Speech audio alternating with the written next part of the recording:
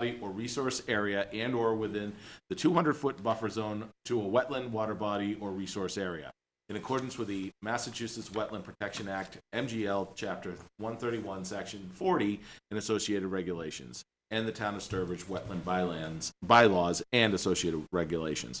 We will not be reading the newspaper ad.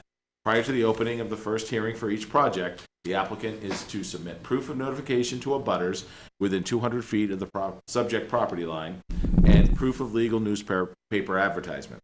If these items are not submitted, the public hearing will not open. Additionally, prior to the start of each public hearing, we will announce the location of the project, the applicant, and the applicant's representative. If any of the visitors have not legibly signed in yet, please do. Also, if any visitors are recording this meeting, please let us know. Thank you. So just before that, for the record, Stephen Chidester has submitted Mullins forms for the February 15th, 2022 meeting and the March 10th, 2022 meeting. That way he can participate in the continued public hearings on the agenda. Yeah, and just quickly, attendance, we have 100% attendance. Stephen? Sorry, Stephen Chittister present. David? David Barnacle present. Ed Goodwin present. Roy Bishop present. Eric Gaspar. Okay, great. All right, so we're up to speed? Yep. We are at 6:05 time. 148 Podunk Road, RDA, removal of 36 trees. Owner applicant Wyatt and Marion Bean. Representative none. Its issue is a determination. Right? Just for the record, we have receipt of a butter notification and legal ad. Marion, I can put the sketch up there if you want to just introduce yourself and just give like a quick intro on the project. Oh, sure.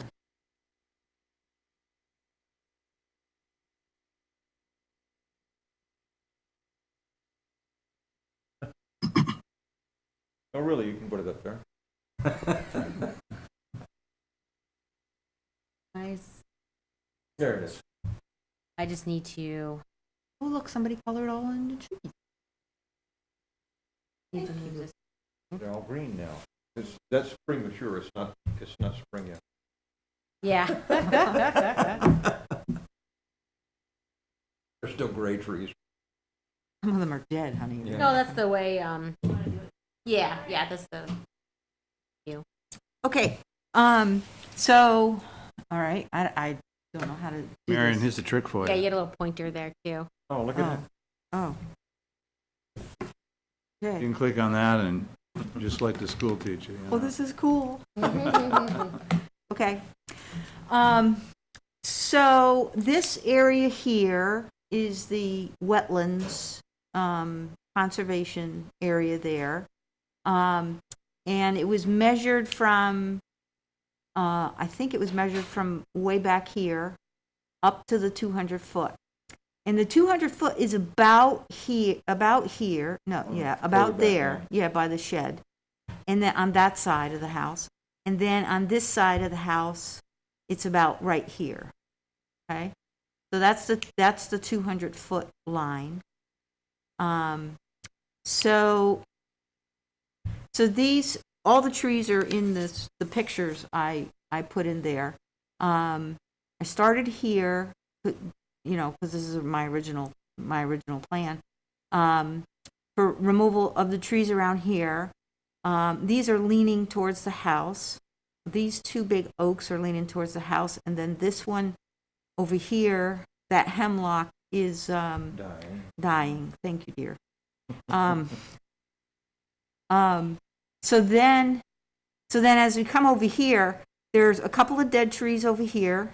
There's wires, you know, power lines here that go to the house. So they go from here, you know, like that, go that way, kind of thing. So there's some over here. Now these trees over here have been hit pretty hard. This whole thing right up here has been pretty hard 2 years in a row with gypsy moths. So these are not doing quite that well, but like I said, some of those are dead, and this one is leaning towards the house, and it's quite big, and it seems to be leaning more and more every year. And then we come down here, and we have these, the gypsy moths, and then behind, so there's this big oak here, and we talked about it I think when you were there, Ed, and stuff, about possibly leaving this tree, not touching this tree. It's right at the edge. It's an oak, and it's been hit by gypsy moths and stuff like that, and the branches keep coming off and stuff, but I can leave that. I don't care. And then right behind here is a huge hemlock that snapped off in the wind, and it fell, and I'd like to remove that one. These back here we talked about. Most of these here, these two back here are tops of trees that have come off, dead trees, and they're leaning. And then this one over here is a dead hemlock, and it's got, infested with bugs. And we talked about that being good habitat, so I'm okay with leaving that stuff the way it is. I'm okay with that. And then this one is a dead one that fell over, dead hemlock that fell over, and I wanted to get that off the ground. And then these, as you come around the yard, these are hemlocks. These are all, some are dead and already dying. And then these over here are 4 hemlock that are dead and dying. And then over here are 2 hemlocks and 2 oaks. One of them, when I spoke to Jay Bonin about them, he said, "Oh, that's not going to fall on your house, but it will fall on your neighbor's house." And I don't want to be sending her son to college. She's got 2 sons, so I don't want to be sending them to college. So I'd like to remove that. And she's got a whole bunch of trees over here that have already fallen on my property, and she's cut up and left there and stuff like that. They're dead. A lot of them are dead. So that's where I am with this. Becky, your turn. Yep. So, as you mentioned, we did do a site visit out there. Ed and I went out there and looked at them with them. Some of the trees that she mentioned, it's probably about 14 or so that are outside the 200 foot, closer to the road. So outside of jurisdiction, the other 22 or so within. Happy to see the ones in the back, leave those for habitat. I think that if they're right, they're not a safety threat. They're, great to leave back there. You can kind of see here where the blue line is, it kind of is the edge of the yard. You start going back into the forest, and it starts transitioning into kind of a hemlock forested bordering vegetated wetland. In the back's more like kind of open marsh area. So there's some transition area within there. Definitely forested back there. Good buffer from developed areas to the wetland in the back. Didn't see any significant concerns with the removal, especially a lot of the smaller hemlocks along the side of the house. Number 15, which is that oak. Definitely think that's nice to have that left there. One option would be when they're out there, they can prune that dead wood off for you. Good idea. Yeah, so don't have any significant concerns with this request. With it, I'd recommend, we usually request like leaving the stumps and the roots, so that way it doesn't cause erosion. Ones that are, up further closer to the house wouldn't be probably a concern with the commission. It's the ones closer to the wetlands anyways. One other thing I noted was no equipment to enter a resource area if you were going to have the ones in the back taken down, but since they're going to say that's not a concern at this time. So that is my comments for you. I don't have any significant concerns with that. Eric?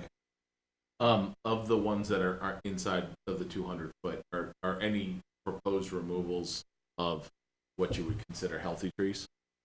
All of the hemlocks had some, evidence of decline because of the woolly adelgid, or there's a scale that's affecting them.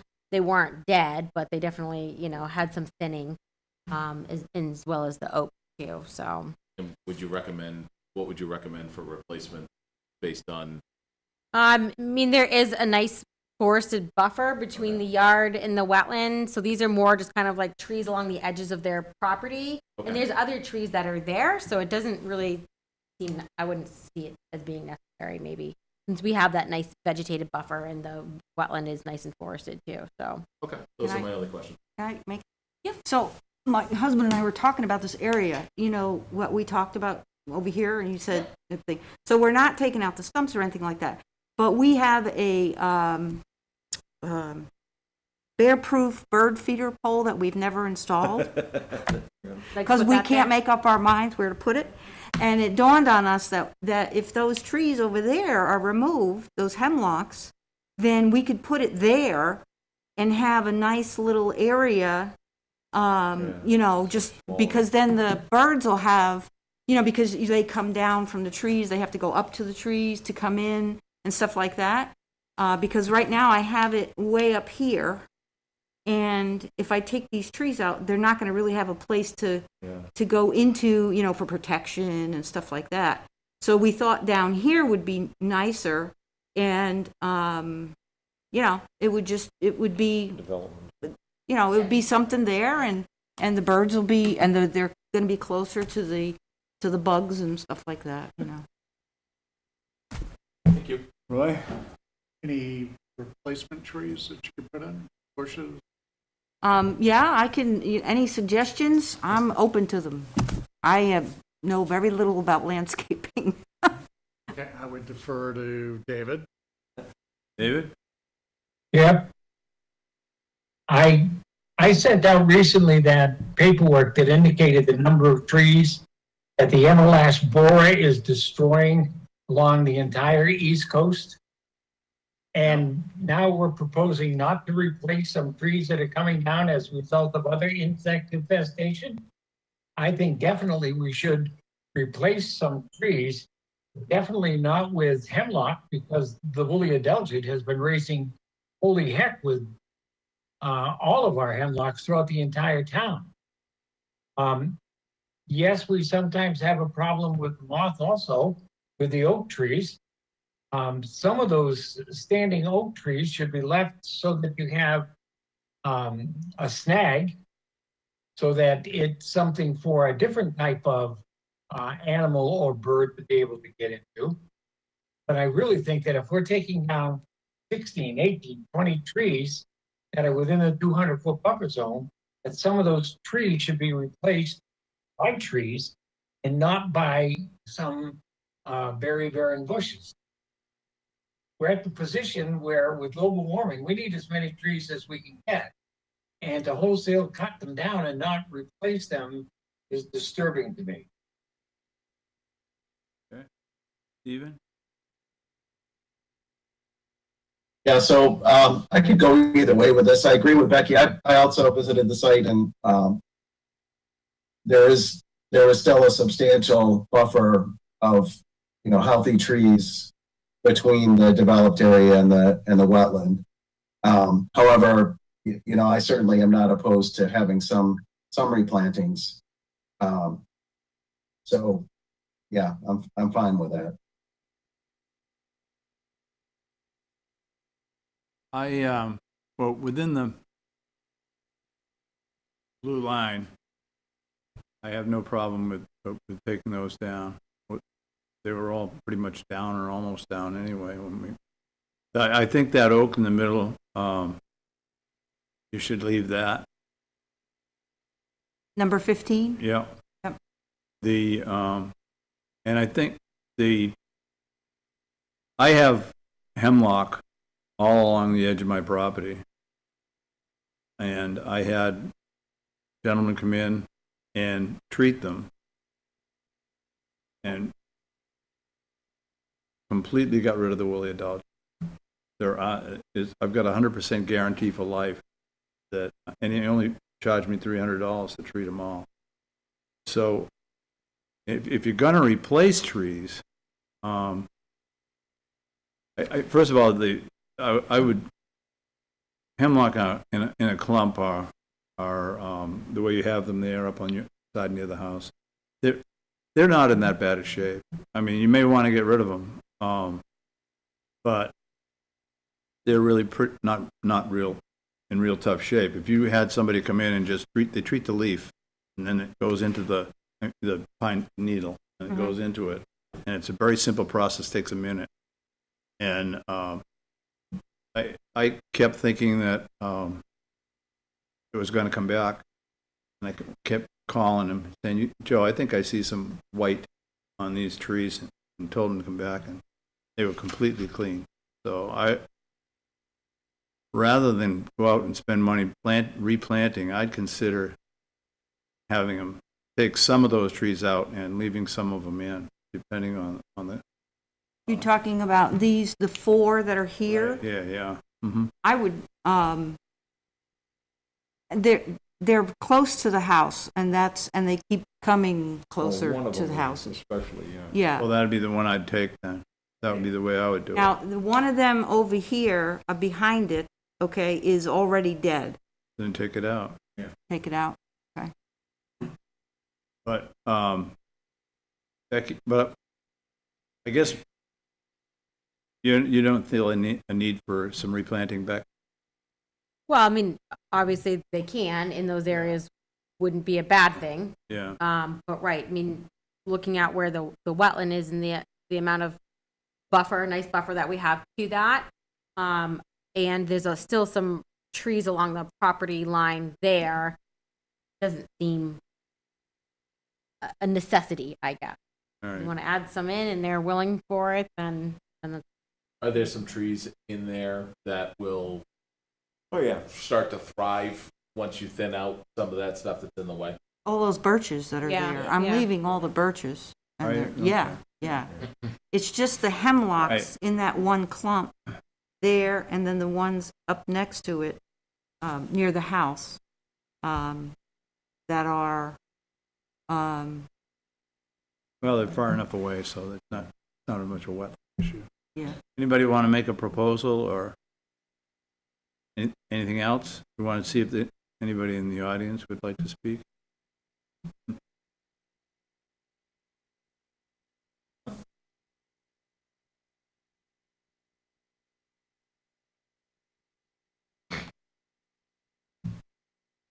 Anyone in the audience on the tree removal for 148 Podunk Road? I guess that's a no. Now, there is this tree over here, way over here, number 13, which is, well, it's closer to this than you think, you know. I could leave that one. I mean, I think it's going to fall, but, you know, If you think it's going to fall, why do you think it's going to fall? well, it's leaning, and it's been hit by the gypsy moths. I mean, I don't know, I'm just making a Did it suggestion. leaf out last year? A little bit, yeah, it did, last year. Yeah. I'd give it one more season and see if it leaves out.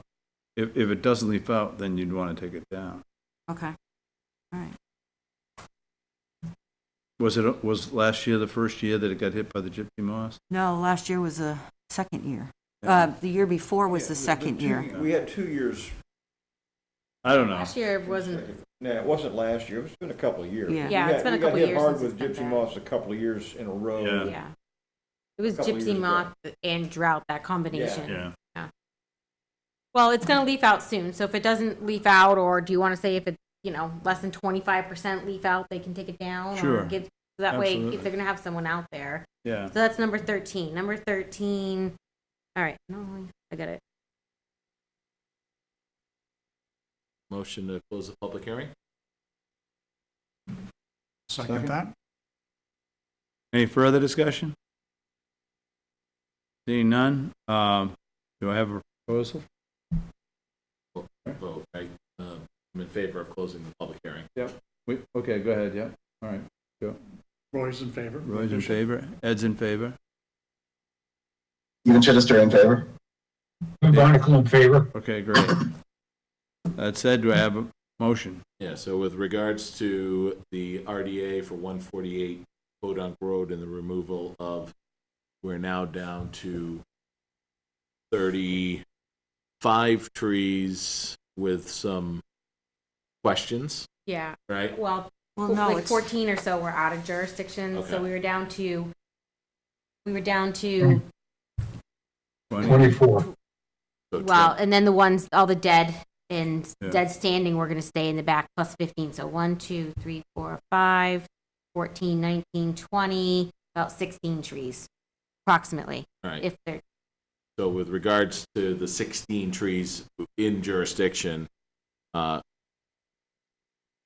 move that we issue a negative number 3 and a positive number 5 with the appropriate agent's notes and the detailed agenda. And I see no need for replacements given the overall vegetation on this property. So given all that, that's my motion. Do I have a second? I second that. Discussion? All in favor? David? I'll abstain, David Barnacle. Stephen?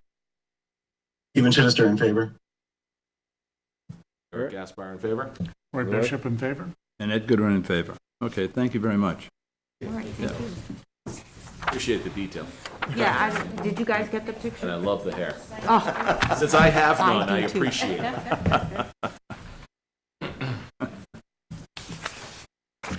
All right, we are easily to 6:15. 379 Main Street, RDA, fencing in a previously disturbed commercial site.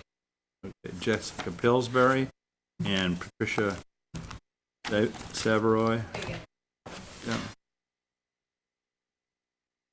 Requested determination. Thanks, everybody.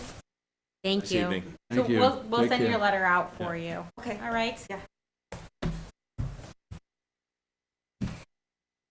I'll just start. So just for the record, for this public hearing, we do have proof of butter notification and the legal ad has been received. And I did put up on the screen the image, and I have the other one, the drawing too, that we can put up too if you want to just give like a quick overview of what you're doing. Okay. Hi, I'm Jessica. I currently own, along with Patty, who isn't here, Sturbridge Early Learning Academy, which is 440 Main Street down the street. We are busting at the seams, so we are looking to provide more childcare to Sturbridge. And we are in the process of finalizing everything to lease 379 Main Street. We do, as a childcare center, require through the state of Massachusetts to have a playground.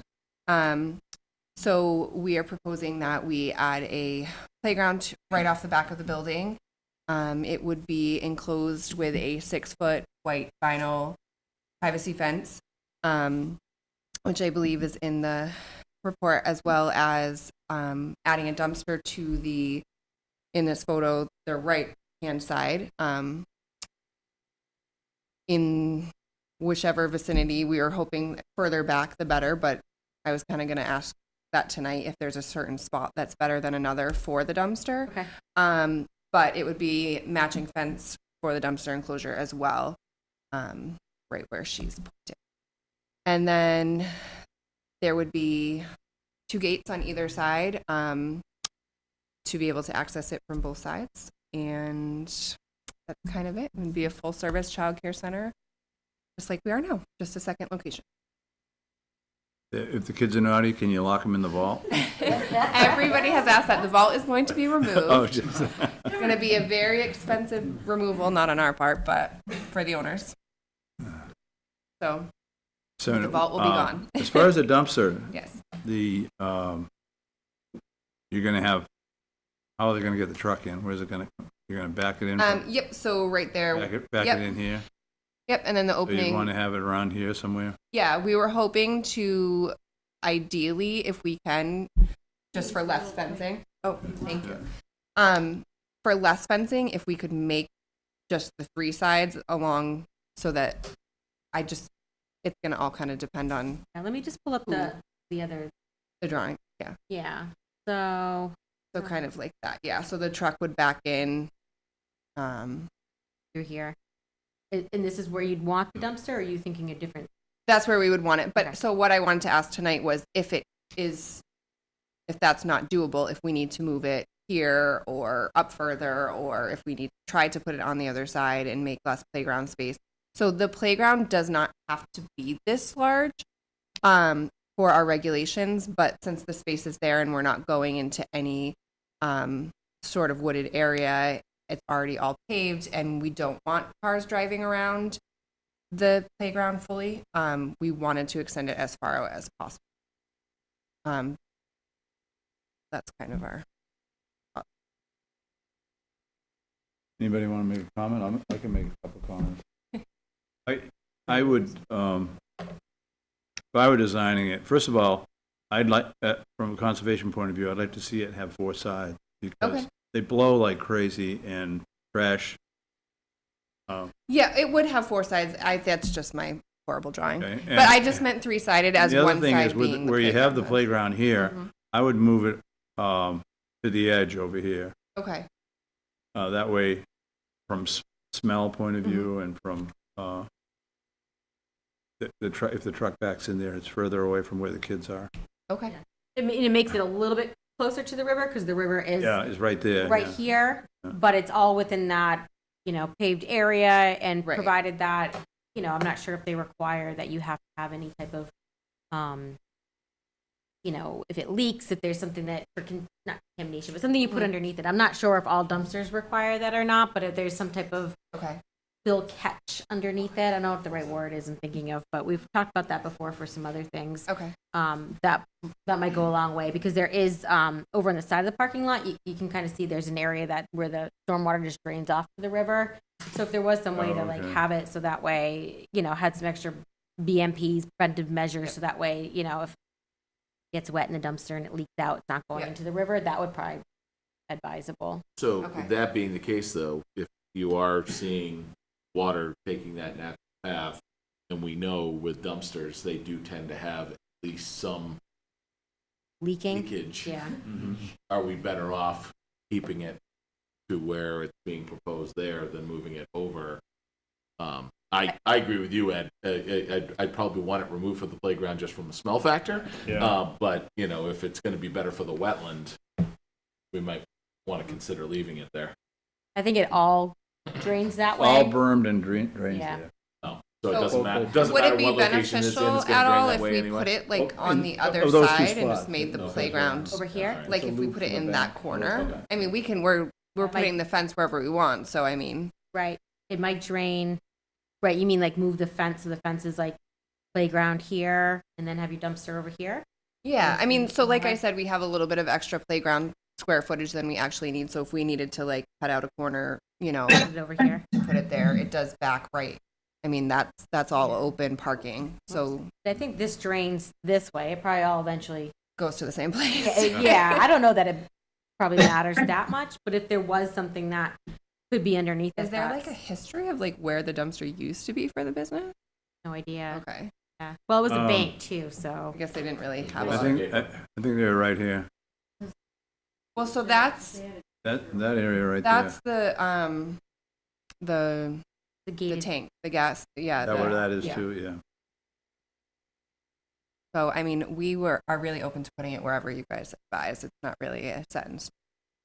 I don't have a firm opinion. Anybody have it, David? I'm in favor of moving it as far away from the river as we can. Even though any drainage from that dumpster is going to end up there, if it has time to dissipate by going through the wetland first and then turning the corner and going into the river, I think that's far more meaningful than simply having it in a place where the first place it drains into is the stream that's going to go under Route 20 and into the river.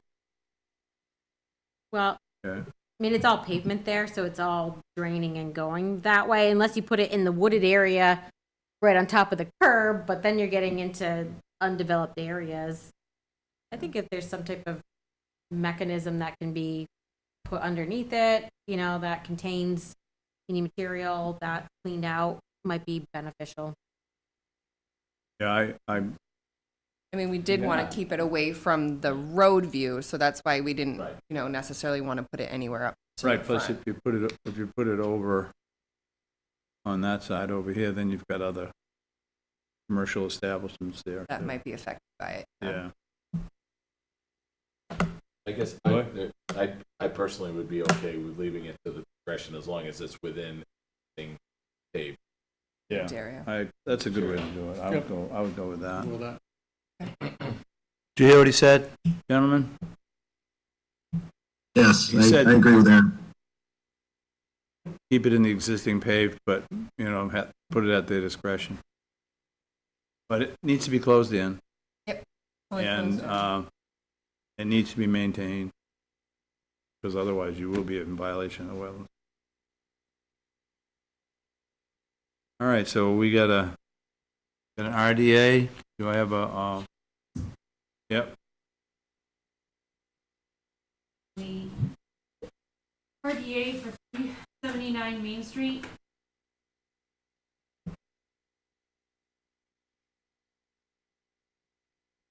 right. Motion to close the public hearing. So move. Eric Gaspar. Roy Bishop will second that. Any discussion? All in favor? David? David Barnacle in favor. Stephen? Stephen Chittister in favor. Ed Goodwin in favor? Roy Bishop in favor. Eric Gaspar in favor.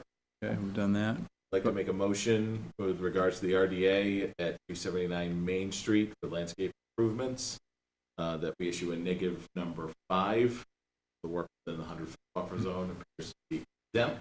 Pursuant to 321 CMR 10.02B 2, exempt from RA standards 320 and 586B, and a positive number 5 with the agent's conditions. Second?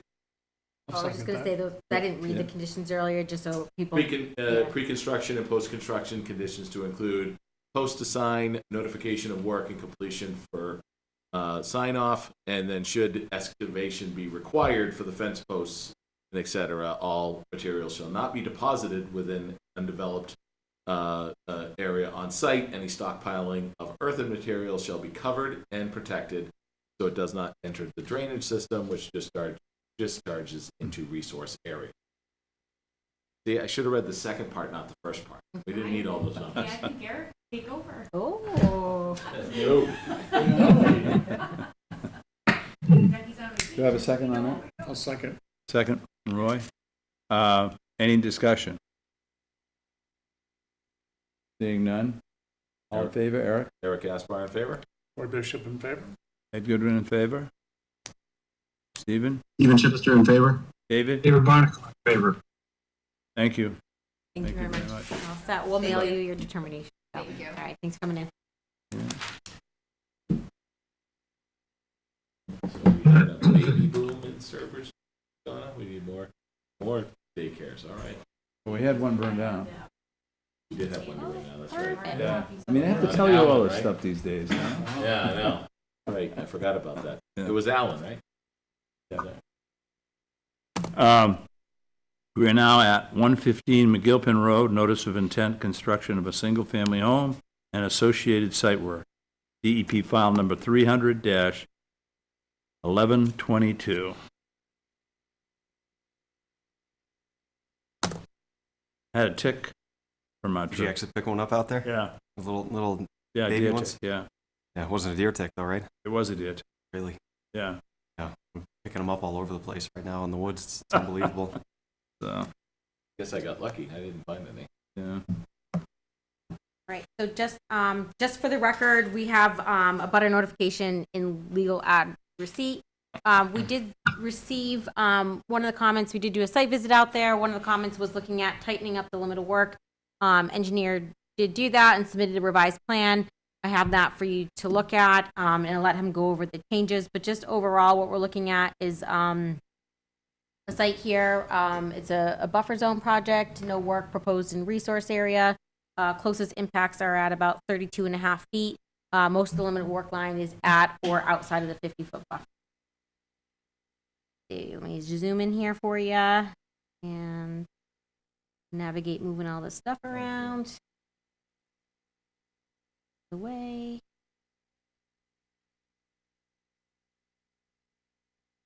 Is that good? Mm-hmm. Okay, and you've got a pointer there if you need it. Right, again, Zachary Gless from Existing Grade. The applicant had retained us to file a notice of intent to permit a 5-bedroom house on this lot. It's a newly created A&R lot. It's just over 5 acres. I know actually Mr. Kravosky behind me has delineated the wetlands on this site, and it's been, this site in general has been before the board, a few times now. So the extent of the project, again, is we have a proposed 5-bedroom house with a garage up front here, which we had staked out during the site meeting. We got a septic system in the back. And then again, I know, as Rebecca had said, some of the changes that we'd made, we're trying to tighten up that limit of work in the erosion control. So what we did is we took the well that was originally out here and pulled it in closer. And then the erosion control line, which is a straw wattle and silt fence, has been pulled in to be about 5 feet off the toe of slope all the way around the entire site to really kind of tighten up the disturbance. Again, as Becky had said, the closest point of disturbance to the wetlands is up this corner right here. We're about 35 feet. And then from there, everything gets pulled a little bit further away from the wetlands as we move out. For mitigation on the site, we have a proposed Cultec unit, which will be going in the front yard right here to infiltrate the entire roof runoff for the 1-inch water quality event. And then we have proposed gravel drip strips running both sides of the driveway, which will, the best we can do with what we have here to take that runoff and try to clean it and infiltrate it before it continues on its way. Is it going to the road? Yes, the way that the grading works, that is going to come out. We're trying to grade it to force its way out into the road. And then it's going to go down the street and into the wetland? Well, then it'll go down the street as it normally would, yes. Yep. So again, we have those gravel drip strips to try and take that and push it off to infiltrate as much as we can of that driveway runoff. Yeah. So there was just a few staff comments. Town planner said lot is conforming and location of the home is proposed meets setbacks. However, the front setback is just barely met. The applicant must use extreme caution when pouring the foundation and provide as-built plans prior to inspection. If the as-built shows the foundation does not meet setbacks, it will need to be moved. The applicant may want to consider moving the home back slightly to avoid this possibility. She also said that the road is a scenic road. We talked about that on the site a little bit. Plan does not indicate if there will be any tree or stone wall removal within the right-of-way to gain access to the lot. If so, a special permit for scenic road work must be obtained prior to the removal of any taking of trees or removal of the wall. A tree for the purpose of the scenic road bylaw includes any living tree whose trunk has a diameter of 4 inches or more as measured 1 foot above the ground. The destruction of more than 15 linear feet of stone wall involves more than 1 cubic foot of wall material per linear foot above the existing grade requires a special permit as well. The applicant should review the plan and note any activity that requires a scenic road permit. And if one is required, the applicant should file soon. We're currently booking into the end of April due to publication and posting requirements. DPW also did comment too that it was a scenic road. They'd have to work out if they need a permit for that driveway. Their other comment was that I shared with the engineer already, that the driveway is within the side property line setback. They do look to not have driveways within there unless there's some reason that it needs to be within there. So if there's, they're trying to use the existing opening in the stone wall, that might be something that they would be okay with, but you'd have to coordinate with I him. can work that out with them. Yeah, I don't think that would have any impact with us if the driveway had to shift over into the middle of the lot. It would still, it'd actually be a little bit further away from the wetland. So I think that would be a minor change, but something that they need to take care of before they can start work out there too. So if the commission is comfortable with this, originally my comments were to revise that limited work line. They did work to do that. We did receive a DEP file number with no comments. The commission could move forward with approval of the project if they're ready. If that was the case, I'd recommend the following conditions. We have our standard orders, conditions that I would add. Sedimentation controls shall be installed as shown on the plan and maintained during work. Install roof and driveway infiltration as shown in the plan. We do ask, and we put it as a condition in there for the builder, they need to provide some proper documentation, like yourself has gone out there and verified that they've installed it. We could do inspections on it. Exactly. Yep. Just so we have that, because once it's closed up, we don't get to see it. So some perpetual conditions for the maintenance of the drainage structures. And then also too, as I put in there, I'd recommend, we're starting to look at 30 bonds or some type of deposit to ensure that the, conditions are met of the permit, especially because we do have some drainage structures in here. I do think it might be advisable. That would be held and then would be returned once they received a certificate of compliance for the project. It helps ensure that people come back to close out the permits. And that's all I have for you. All right. Eric, what do you say? Yeah, in your detailed agenda, there was a note about whether or not the septic was set up to perform for a 4-bedroom house versus a 5. Yes, I'm sorry. We did clarify That was an oversight on my my summary. It is a 5-bedroom system. Okay, it is. Yes. And it's always been a concern of mine to make sure that we note where there might be hardships that will cascade onto future projects. So I don't know how we make note of that, but I think we need to make it pretty crystal clear, that if there is an encumbrance that is projected onto that other lot because of what we're approving here today, that will not be looked favorable upon for future projects. I don't know how we make a note of it, but it would make me a lot more comfortable just to make sure that everybody is aware that this could be an encumbrance of their own creation. For the adjacent. Yeah. Property. Yeah.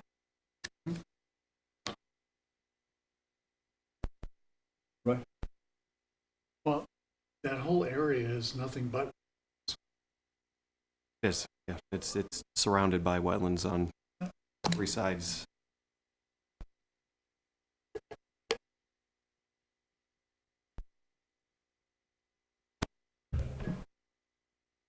I'm just trying to figure out how we can mitigate any of the potential intrusion into those wetlands, and I'm not seeing it. Yeah, one question I had along that line is, planning on a full basement? I have to speak to the builder on that, but it may have to. I mean, it may be a full basement, but I don't know that off the top of my head right now. Yeah. So you don't know what the plan is? Not for the foundation yet, no. Foundation. I mean, if there's high groundwater where that's going in, then you'd have to put a slab out there. So. Well, my concern is that it's just that there is high groundwater, and so that's a concern, and the also the removal of the soil for put in a full basement need to be removed from the site. To have to go excavated to the dump truck. Well, I mean, I'm sure everybody would be open to having that as a condition. That no, I know. I'm just saying it. Yep. Because there really isn't much room for anything back there. You start stockpiling things, particularly boulders. It'll create a problem. Sure. Yep. And the I would be concerned with a full basement how well it will be able to hold the water out. I'm sure that there are systems that can do it. 3 or 4 years down the road, seams start to leak. Oh, sure. Yep. Make sure that the builder's aware of that, and that it comes time to pull a building permit, and we'll have that squared away. Yeah.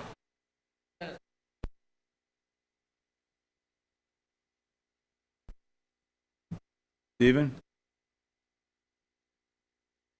Yeah, so as far as citing that septic system, were the test pits done already? Yes, they were performed in the rear, and they were passing where we have that septic system. I think I'd made note of it during our site walk that it's a very tough site to perk, so to get them passing right there that's kind of the limitations of where that septic field could go for this lot. Right. Did they hit groundwater when they did the test pits? Yes, they did. So the septic has been designed. I unfortunately don't have to see the plan. I know. Yeah. So that's your answer. It's going to be tough to put a full basement in there if if you Yes, were. we had groundwater at 699.70, so the top foundation 708, so it'd be close to right at the groundwater elevation, but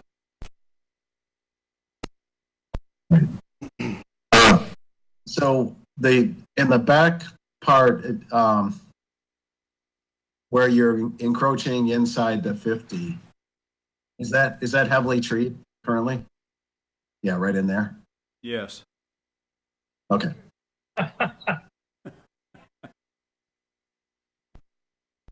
Okay. David? It just gets worse and worse.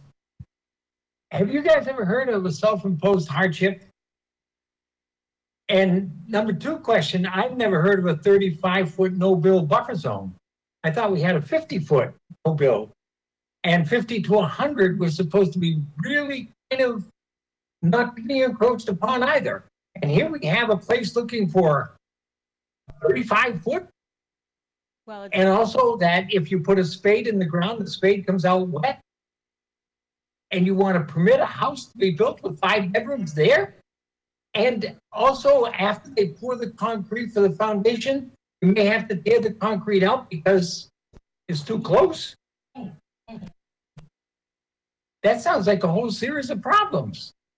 If it's a self-imposed hardship, we need to face it up front. Having Becky in her notes indicate that, well, yeah, they might have a problem. They pour the concrete and it's too close, then we have to tear it out. Well, all that's going to do is completely ruin the property again. It might be too much house on too little piece of land. And remember that this was split off from another piece of property. It's entirely possible that this is a self-imposed hardship. Well, the comments about the foundation, that was from the town planner. I mean, they're not in the setback. It's just they're close. They can't tell how many.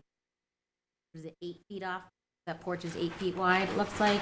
yes, yeah. Yeah, So so I it's mean, about the 8 feet setback off line of comes there. down here and then runs over this way, so that it is close. But I mean, again, when we're this close to setbacks, we go out there and we pin footings and we Yeah. pin Okay, things but so that they build it exactly. That like ignores this. all of the problems with the conservation. The conservation, we're not talking about a 35-foot no-bill buffer zone. Well, There's nothing being built in 35 feet, David. That's where No the limit of work structures. is. That's the limit of work. Just limit of the work. limit of work It's is right grading. here at the 35 feet, so we're staying outside the 25-foot buffer zone for the limit of clearing for the septic system. And then again, per Title V, the septic system has to be 50 feet away from the wetlands, which it is. Yeah, and to speak to the self-imposed hardship, this is not a self-imposed hardship. This is a legal lot cut out of a wetland area, and the self-imposed hardship will come in when they try to do something to the left or the right or behind.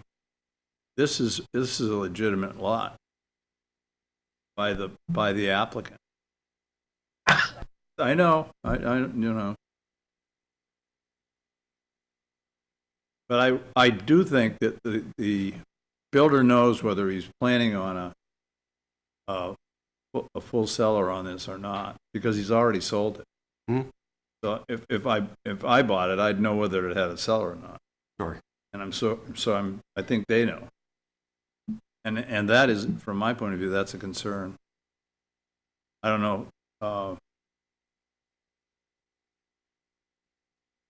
So we'd want to know that. I don't know how far into the wetlands issue that is, but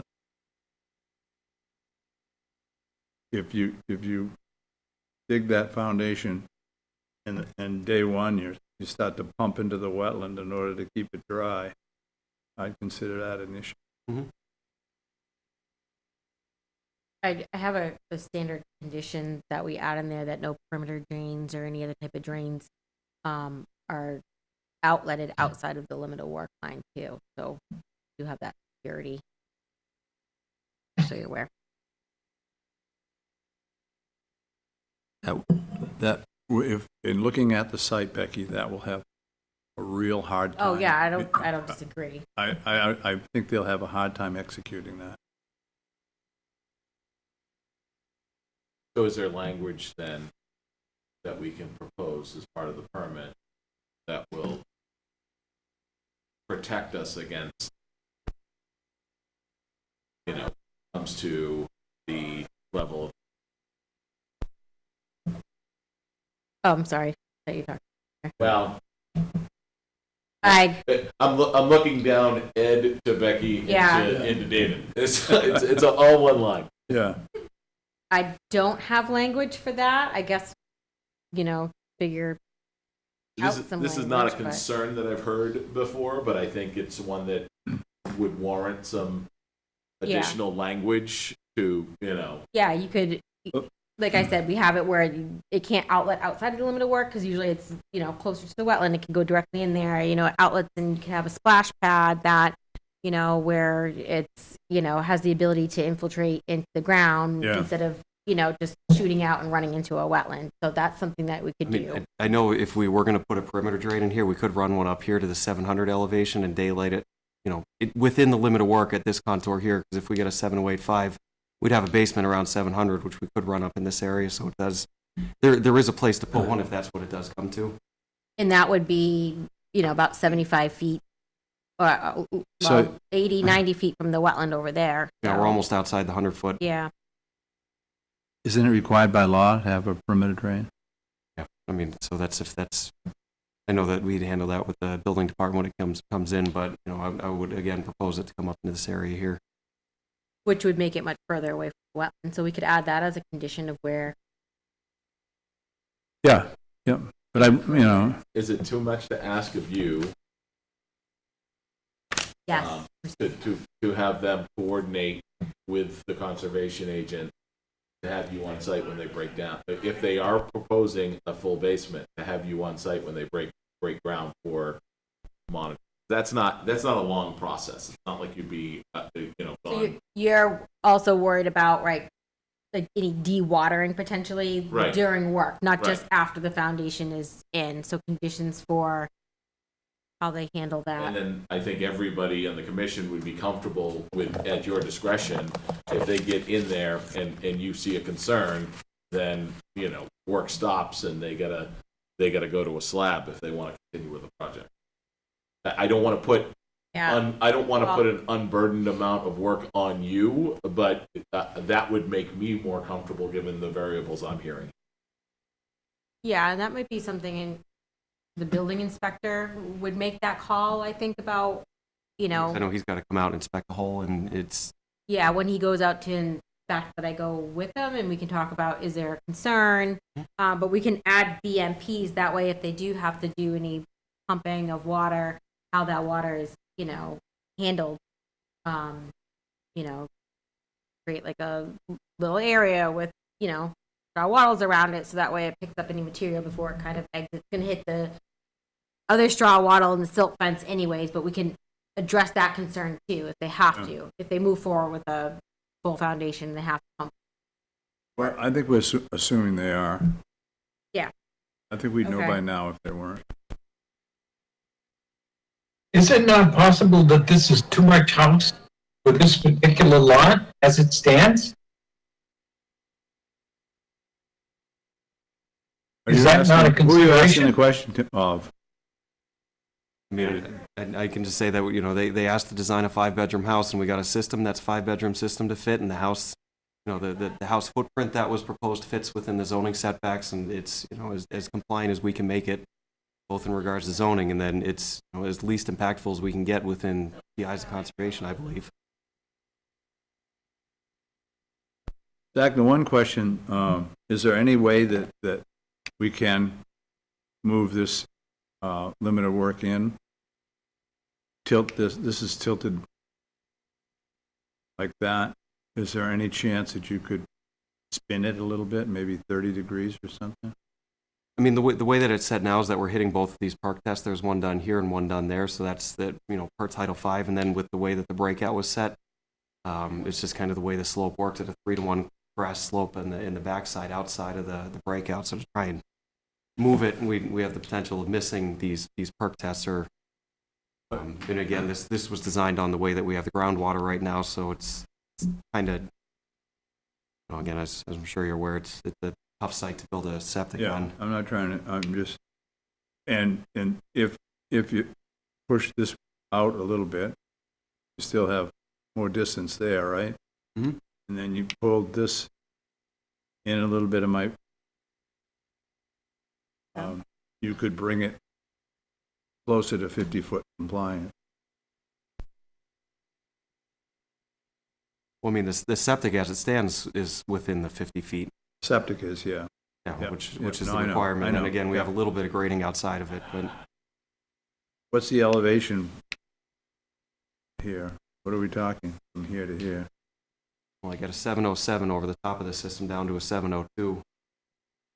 So it's a 5-foot drop? Yes, yep. That's about as steep as I can make it and still be compliant with Yeah. septic design. Okay. Anybody else have? Yeah, I mean, if we can figure out a way to have some sort of monitoring to address the concerns about the groundwater, when the inevitability of a basement going in there is worked out, and if that's something that Becky is comfortable with between her and the building inspector, having some sort of monitoring on that, then I'm comfortable with the project. I think it's a tough location to do it, and but it seems as if it fits the standards. I don't know that we have much else to say other than making sure that we protect the wetlands when we start to put shovels in the ground. I agree with you. The only thing that the standard that it doesn't fit is logic. Well, okay. That's the one that I mean, he's done a great job. When did the law and regulations ever have anything to do with logic? All right. Anything else from the Muppet Peanut Gallery up there? No? No, sir. David? No, sir. Do I have a, go to the public. Anyone on the public line that would like to speak on the 115 McGilpin Road notice of intent? No, it's this is my. I know who it is. I'll get rid of her. Motion to close the public hearing. Actually, can I ask something? Public? Oh. Is there anything, due to the amount of wetlands on the site, do we ever have like boulders or something placed in areas? So like when these people buy this house and the yard is limited because of all these constraints, kind of understood that they cannot expand.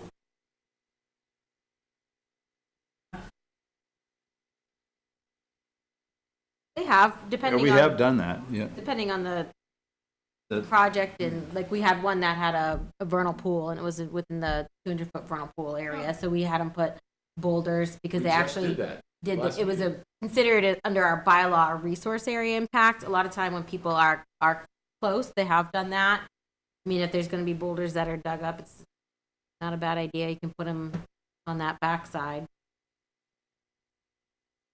I agree with that comment. I can think of another site that we did in the not too distant past where it was really close to the wetland, and we required bollards or boulders to be placed to keep from encroaching on the wetland. Anybody else have a comment on that? Is there in and around that area, isn't there a stream that kind of goes Yeah. from one side to the other? Is there any? Swings around behind it, actually. Comes from the Yeah. It the goes north back of- and forth and it comes around this way out. around and goes out. Yeah. Problem is, as soon as that road blocks up, that cult, and it does it every winter. This is going to get a bath. Okay, I think when we were doing our site walk, you kind of see right at the limit of clearing where we had here, there was that kind of shelf that came up a little bit. So I think that's going to be kind of a natural barrier from trying to keep that to come up too far into the site. Yeah. For surface, but for underneath. Mhm. Water. Anybody want to make a motion to close the public hearing, Eric? So moved. Do I have a second? Second. Discussion, any further discussion? Hearing none. All in favor? Stephen? Stephen Chittister in favor. David? David Barnacle in favor. Ed Goodwin in favor. Bishop in favor? Eric Gaspar in favor. Okay. With regards to 115 McGilpin Road, the notice of intent for single-family home, DP file 300-1122. Make a motion that we approve the project with the agent's notes on standard conditions, sedimentation controls, perpetual conditions for maintenance, and also the surety bond. I would also like to add to those notes a requirement to have some sort of monitoring, whether it be through the building department or the conservation department, when the foundation goes in, if it's a full basement. If it's slab, I don't. I'd like to have excavation go off-site. And have excavation goes, that really, that seems reasonable. I'll add that. And also, we talked about the perimeter drain outlet. Zach gave that location. Would you want to set that as a condition that the perimeter drain outlet there with a splash pad? Yes. Sounds good. Anything What else? about boulders or bollards? And the bollards, yeah. Where would you propose, Stephen? I know you don't have a clicker, but I would like to see them at a minimum down around where the septic system is. Right. Kind of at the limit of where the limit of clearing is, so that they don't go any further. Right. So are you talking about this area? Yeah. Yeah. Or all And the I'll- way wrapped Right around? around, yeah. Yeah, I would wrap it all the way around to there. About that area? Yeah. with spaced every 25 feet. Yeah, that's fine. It could be further, 30 feet or. What's a good number? 25's good. 25 is good. Yeah. With bollards Or boulders? or boulders every 25 feet along. Let's the go back. with let's just go with the bollards. Bollards. Yeah. Okay, along the limit of work.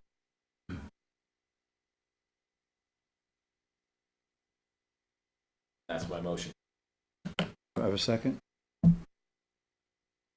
No? Second up there? Anybody? Stephen? Okay, I'll second the motion. All right, any further discussion? All in favor? David? David Barnacle, no. Stephen Chidester? I'm not happy about it, but Stephen Chittister, yes. What did you say, Stephen? Yes? Eric Right. Gaspar in favor. Roy? I'll abstain. And I'm in favor. Not happy about it either. So there's 3 for it. 1, 2, 3, 3. Okay. Yeah. Yeah. So it passed.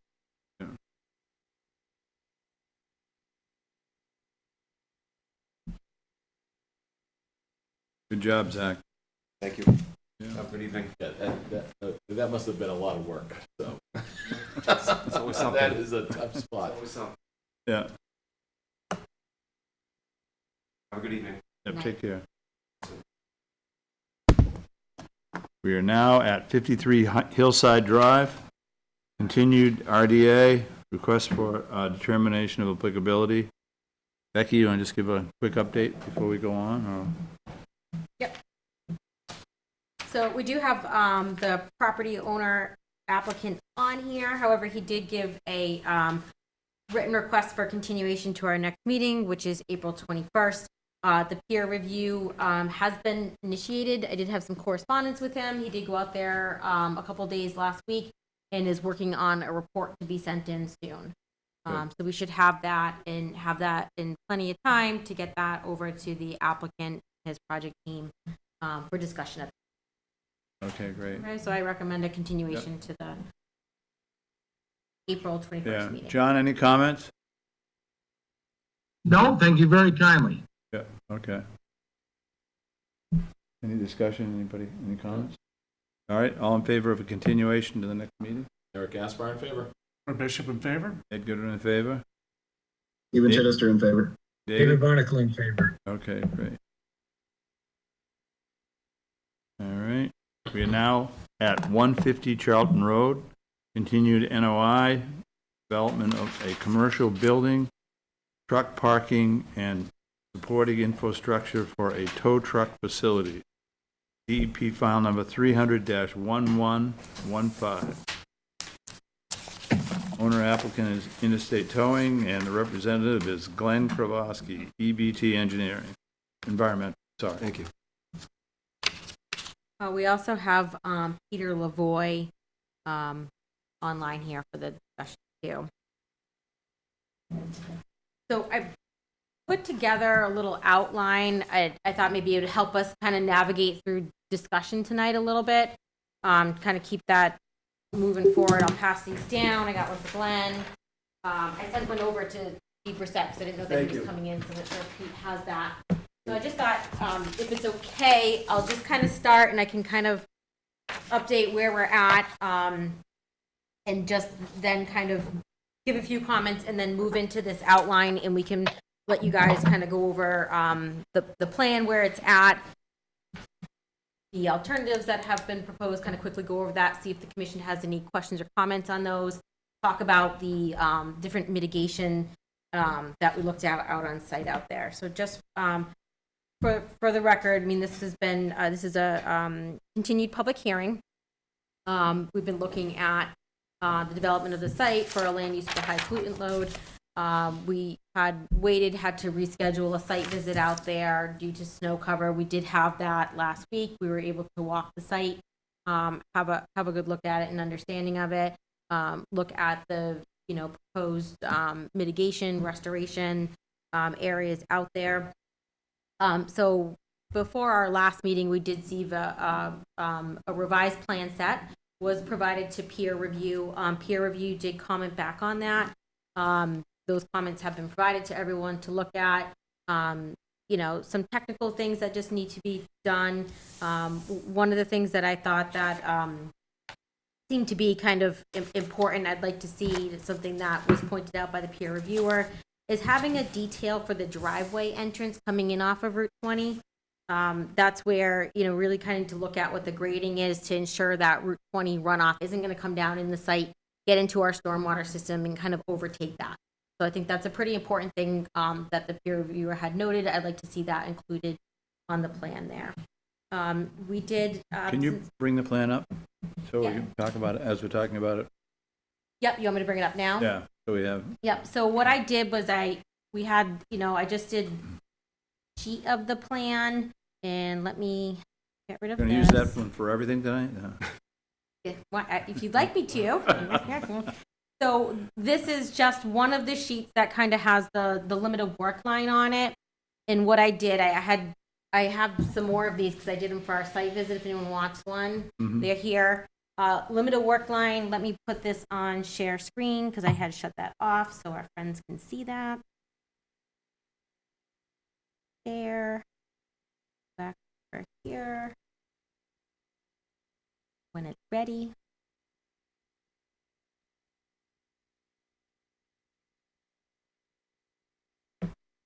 Well, it needs a minute, so we'll wait a second. Say everything goes up.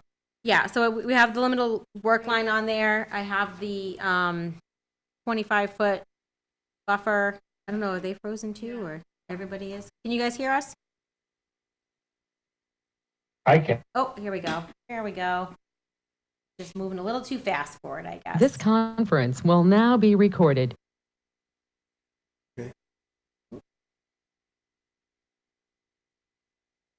All right, well, maybe I moved a little too fast and hit some buttons there. I don't know. All right, so here you can see I've got red, we've got the 25-foot buffer and the 50-foot buffer. The pink color, we have 100-foot riparian, 200-foot riparian, and then yellow is our limit of work line on there. So, I'll try to run through this kind of quickly. EBT Environmental, Glenn, he had submitted some additional information for review, documenting compliance with the state riverfront regulations. One of the things that I asked for, that I think they're working on and will be submitting is kind of a detail to all the kind of staff and board comments that we've had so far, just having that in one kind of cohesive document. like I said, we had the site visit to review the site and the proposed mitigation. What we noticed out there's areas of the field that were really wet, including the temporary entrance going in, which, you know, when we had gone out there for the ANRAD, it was much drier conditions, but it was before that trench was taken out too. And I wonder if that was helping kind of move some of that water off the field, where now it's kind of on the surface again, kind of flowing through that area. So it starts at that isolated wetland and heads down gradient, that border and vegetated wetland. So pretty wet areas out there that were in that limit of work line. Something the commission might want to think about. So right, current plans, which we're looking at here, no work is shown within the 25-foot no disturb buffer zone, except for restoration in the temporary entrance. Up on the top part here, you can see this is a riprap slope that they have here, really looking at trying to, you know, pull that back a little bit so that surface will be riprap within the 50-foot. Otherwise, down here, the only other work within 50 feet is this corner of the parking lot and the wall that they're proposing there, and there's a drainage swale here. So otherwise, everything is outside of there, except as I noted, restoration work or the temporary entrance that they're going to come in for there. I've asked for a construction sequence plan, and I think after we have this hearing and really go over if you have any concerns about temporary access use in that area and or what you're looking for the restoration mitigation, they can put a construction sequence plan together. There's a lot of moving parts to this project, so we have a good understanding how all the restoration work is going to be done, et cetera, and how they're going to be getting onto the site and what they need to do with that temporary entrance versus coming through their new driveway entrance. I would recommend that restoration work is required to be completed in the initial phase of the project as much as possible. And also, when we get to that point, I just want to say this now before I forget that, also we should be looking for some type of bond or performance deposit to ensure that if this project does require extensive mitigation, that the work is completed. So I just put that out there. A detailed operation and maintenance plan is required for the LUPL. You know, that we've had one that's been included with the drainage report, but it should be a little more extensive, and that was one of the comments from the peer reviewer as well, really noting all their skill response, et cetera. There's been some few documents that have come in. Everything should be in one nice cohesive package there for the O&M plan. The peer review engineer said he has an example. He'd be happy to share that with them so they can have an idea of that. So that's most of the comments that I have at this time. I think it's important, like I said, that we kind of go through the outline, each item, and kind of provide some comment at that time so we don't get lost and forget about things kind of moving forward. When we were out on the site visit with the restoration that's being proposed, well, I don't want to jump into that. I'll add my comments when we get to that part of the outline. All right. So I think looking at the outline, I went over we talked briefly about the latest peer review report. I don't know if the project team has any comments on that or anything. I think it's my understanding they're working to address those comments. I know we've got Peter on here. Did you have any, Peter, did you have any questions or comments about the peer review report? No, we are working on it. So, we wanted to finalize our response after this meeting. So, okay, perfect. So we can address anything else. Perfect. Okay, so next, I was thinking a review discussion quickly about the alternatives they've presented to date. They've had a couple on-site sketch plans they provided that showed different setups of the site. They've looked at some off-site. I don't know if there's anything, if the commissioners have any questions about what they provided on the alternative analysis. I think they've exhausted some reviews at this point on site, as well as we did ask them, one of the things they're required is to look off-site. There was a property they looked at that has been taken off the market that they were looking at potentially exploring as an option that met their criteria of zoning needs and proximity to the Mass Pike. It is under an agreement. Okay. We checked into it. It's adjacent to the Galileo to the west of the old Galileo site. And they've provided those alternatives for the site layout. Any questions on the alternatives? Just as a reminder, we did start with a stormwater basin in riverfront area, and we did ask them to look at moving that out, and that now is proposed underneath the parking lot. Yes, shown on the plan. Any want to have a discussion about that? Continue on? Yeah, you want to? What, do you want us to continue, or do you, is Rebecca going to continue and then ask questions, or then we can ask questions? Hit each topic as we go so we don't forget things. I can put the sketch plans that have been provided up if anyone wants to kind of go. They were, thank you, they were our initial beginnings, which was a larger site. It still conformed to 10% alteration of the riverfront area. There was less mitigation at the beginning. We kept adding mitigation. We did note the delta back in September, the delta coming in from across the street, Guilford Road.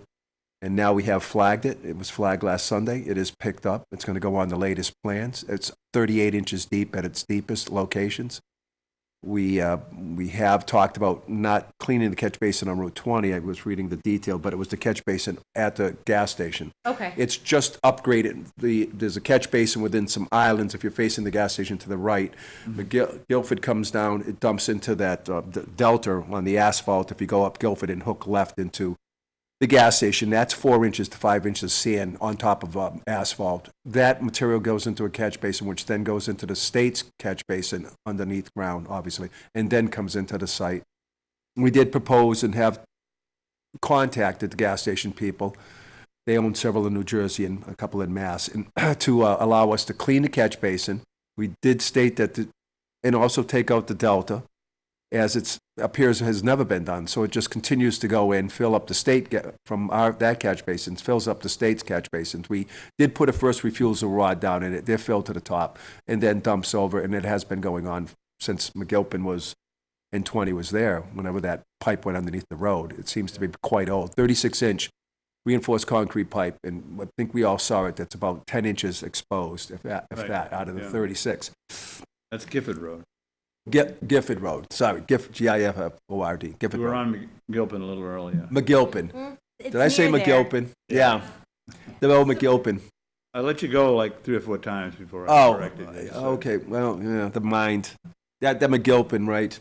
We did want to say something about that. That might be one of the only house lots on 62 acres. I know that it was a tight one, but the rest of the environment will be all wetlands over there. So you're not going to see much more. So that's going to... Anyway, I might leave that alone. But on Gifford, I'm sorry, yes, it's coming down the road. We had talked about and talked to your temporary town manager, and he did state, as I said at the site inspection, that Gifford is town road, so there could be some work on it to stabilize at least a portion of the eastern swale on which is where the material comes down and then dumps into the gas station asphalt and then into the catch basin. To stop that, we would propose to remove that delta. We'll show it on the plan. We'll show you the exact square footage. We'll have inspections. We augured it, so now you'll have test borings in it also to show the depth as it diminishes out, as it tails out. And then we'll have a site inspection on that point, I'm sure, with your peer reviewer or someone to confirm that is what's happening. So that just keeps dumping into this tributary. The other side of the road, on the western side of Gifford, it does also cause a sediment into the main brook. That just dumps directly across the street. We didn't walk across the street, but there are that erosion gully just comes down and just dumps over the slope into the brook. So it's a constant problem that could... We've been brook trout fishing in there for years. I would hope so, because I'm into brook trout, like you know. I was working on spawning habitat this weekend, matter of fact. But that. Sorry, I didn't mean to. Yeah, that's okay. I apologize. No, that's okay. So there's a point of mitigation there, if that's what we're getting into. Yeah. Well, let's go back a little bit. Okay. So as far as the site layout as proposed, do any of the commissioners have any comments after we had the site visit? One of the things that was mentioned out there we were kind of looking at was where that limit of work line is, where it went into the wet field. And if I could, thank you, through the chair. I believe our site inspecting energy, I got a little cold. The engineer at the time, we said we would pull that back and get it out of that flow, that there was some water in the field, so we're going to pull back the limit of work. So Peter, I know we got Peter on here. Peter, is that something that you guys have looked at? Do you think that's something that's possible in that area? Yes, yeah, we will pull back that limit of work, up closer to that retaining wall, because we don't need to have that big of an area. It's like I said before on the sidewalk, we just need enough room to dig the footing, and then that would be it. So that's like a 5 foot off the edge of the wall there that we could push that to. Right now, you're looking at 10 to 12 feet. That's what that limit of disturbance is. Okay. So a limit of work. So both sides could get pulled in. Obviously, you've got the outlet there, but. Yes, yep, that's correct. And that outlet is just around the wall. That's the drain around the wall. Yeah, that's the under drain for the wall. Okay. So there's really not going to be any water coming out of there because that's all filled behind it. So It's above the You mean water the table. wall of the building? What wall do you mean? If I could, through the chairman, that's generally a flat area, so the wall comes up, so that's just a drain above the existing ground, and it'll be drained, that material that's fill within this wall system. So we'll be above the water table with the drain. So it'll receive some water, but it's a cautionary drain to ensure that we don't have water building up behind the wall. It's a wall drain or a fill behind the wall drain. It doesn't go into the ground, the existing ground, subgrade. Yeah. Okay. So can we talk about what the temporary access will be used for? It was we discussed it a little bit on the site, but how often, how much work do you think equipment's going to be crossing using that temporary access to develop the site? We had stated, and we'll put it in the details, that this was only, and we had talked, I believe we mentioned it once before, that we were going to use this for access for the erosion controls, to get in there with the four-wheel. It'll be S&M Farms, and they use quads to carry the bales around. They'll run them in. If need be, we'll use swamp mat if it's still wet at the time. Later in the summer, this thing does get dry in the summer. We did start looking at this after the 13 to 14 inches of rain of July, and earlier on in June. I was involved with it when it was drier in June, and then it got wet, 7.5 in August, 7.5 in September, and it was continued. We had that extraordinary wet year, and we're still discharging groundwater. But if there was a concern of altering the field before we get to where we're working, we could use swamp mats for that. We'd carry them in with a track, and they would be laid down, and you start where it's dry, and you just keep laying them out until you get across it, just like they do on National Grid swamps, and that's how they cross wetlands. So that's where you're not ripping the ground up. If all you're doing with that temporary access is put erosion controls in, it's probably not necessary. But if they want to go in and clear the forested and clear to Route 20, I don't know, it was kind of mentioned. So, I mean, just include, just make sure we understand what the use is and include that in the construction sequence. If it's just erosion controls, I would think that would be fine. But right, if they're going to go in and, they've got to cut all the trees and do all of that work. What about coming in from the primary access? Where's the primary access going to be? Right here, sir. This is it right there, right? Through the chair. If we were to build that, it's right on 20, and we did talk about it today. Ideally, I only want to use this for erosion controls, but also ideally on construction-wise, if we were to come in just for it, we wouldn't use it to cut the forest. We'd come straight in. We would build just to get off the road, and that would be, and everything else would be wait until we get in with machinery inside the site. Yeah. So it would be an access point coming in to there, get the material in here so you can get off of 20, so you're not building this from 20 for that day and a couple of days that it takes to get us off of 20 or more. I'm not the contractor, but it could be 3 to 4 days to take out the topsoil, subsoil, put the appropriate gravels in, because it is a dip down off the main road. Yeah, but this is fairly dry over here, right? It is dry, sir. It is dry. The flow path runs out of here, that flag number 11, I believe we said, and it cut across there, as you know, and eventually follows that old channel that we had out there. So if we're going to outline it, we'll talk to the contractor and we'll either come in with just erosion controls, or if we do anything more than that, I can guarantee it would be swamp mats to cross that wetter area to get to the dry field and then come in just for the access in. And after that, we'll use that as the entrance to come in and remove the swamp mat. So it will be temporary when we come in. And those mats are 16 feet long by 4 feet wide by 10 inches thick. I have some at my own property that we used at Diamond Chevrolet. So they're available. You can rent them. It's one way to not alter the soil surface. Do you think that's a wet meadow? I think it is. We know that the lower part, which was flagged as wet meadow, when your peer reviewer had stated that it is, and now we see more groundwater in there. We did have a pea stone bed through there. Yeah. And we're wondering if the original purpose was to keep it, obviously it was to keep it drained. Yeah. We don't know. It appears it came in during the work to remediate the gas station, and things have appeared to change. There's a lot of water. Mm-hmm. So that's another reason to move out of the area with the corner of this structure. And we do have that ORAD. It was agreed upon, but it is wet there. We see that the rest of this in here, it's a meadow, but not wet meadow. But this one portion coming down from this isolated wetland, across like that, it appears to be a wet meadow. Peter's boots. Oh, well, yeah, that's right. I think he was in about 1.5 feet, wasn't he? Yeah. About that. I was terrified. Yeah, and that ORAD was done before the restoration work was done too, and before that trench was taken out. Let's click it down for David. Any comments? No comment so far. Stephen? No comment. No. Peter? I'm good. And not that I want to complicate things, but I do need to ask the question just to satisfy my own mind. Since the ORAD was done prior to the restoration and then the conditions have changed, should we require that to be looked at?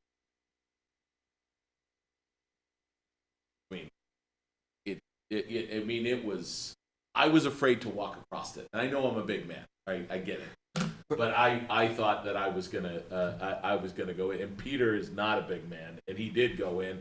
Granted, closer to where that restoration was done, but it seemed to me, and I know that it's springtime, and I know that things are wet, but it seemed to me that was.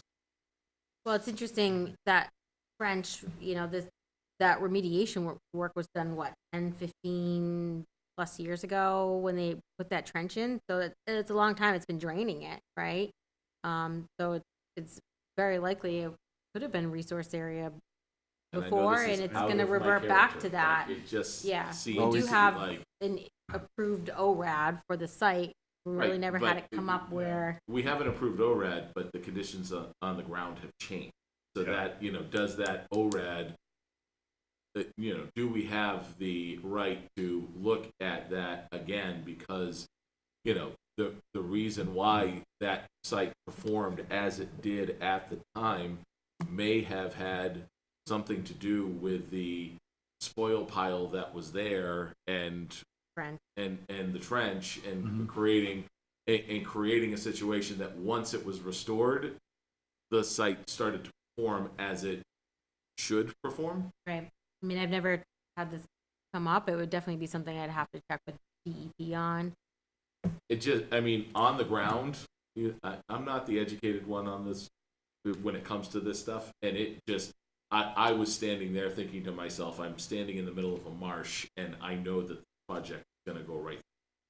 It just doesn't seem like we're doing anything but going down a pathway of allowing a project to go right over top of what seemed to me as a suspect wetland.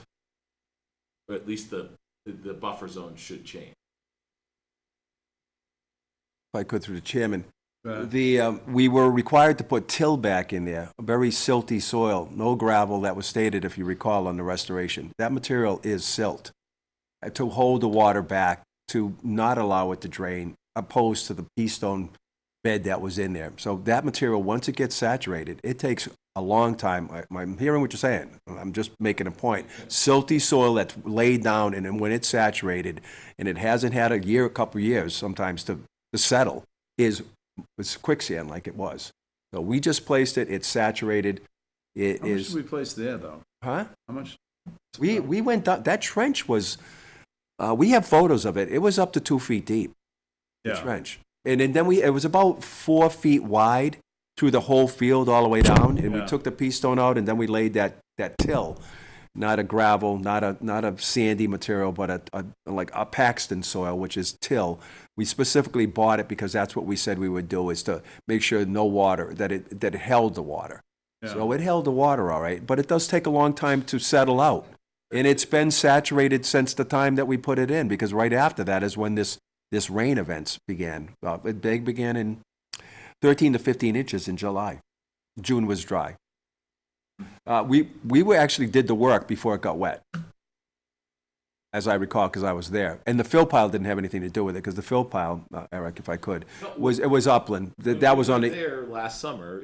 I could walk right across it. I didn't have any issues. And it's just, again, I'm not the wetland scientist. It just seems to me is conditions on the ground changed when we did that restoration, and now the site completely seems to be performing differently than it did before. And I understand your argument about it has been inordinately wet, right? So that's the balance that I kind of do in my head, but it just and I don't want to make this more difficult than for anybody than I need to, but it's if it's stuck in my head, I can only imagine the other members of our commission. So I just don't know what, from a legal standard and from a statute standard, what we can require, because we do have an approved ORAD. Yeah. Well, regardless of the RAD status, I guess if you have the right to protect buffer zone, so regardless of what it is, if you feel that area is important to protect the interests of the wetlands, then you can ask and look to have further setback from that area too.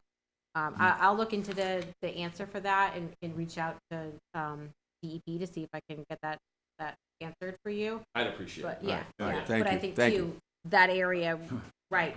Right. It's important for the resource area, and I think it would be nice to see on the plan where that wet area extends into the limit of work, just so we know, is it just where they temporarily need to work, or is the wall actually going to sit in that area? That might be useful to know.